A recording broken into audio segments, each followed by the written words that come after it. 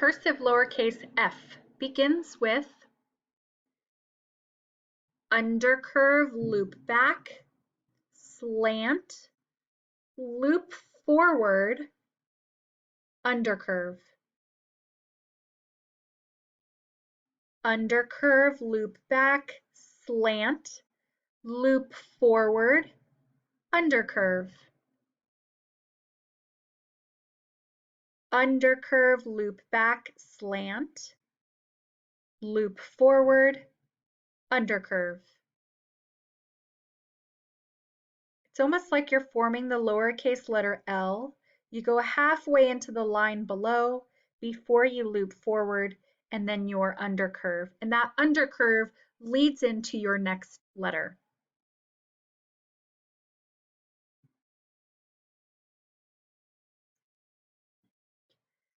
When developing your own style, you'll start to see this way. You might also see a way where the undercurve finishes, the loop back finishes a whole lot sooner than a couple of these examples that I've written here. So in that way, you have your undercurve loop back quicker. Some of the words you can practice, I'm going to skip a line, because what you'll notice in cursive is if some of our letters are going halfway into the line below, it may become very difficult to write within that same line. And for purposes of practicing, I'm going to just skip a line. You can practice off, O, straight into that undercurve and loop back with your F.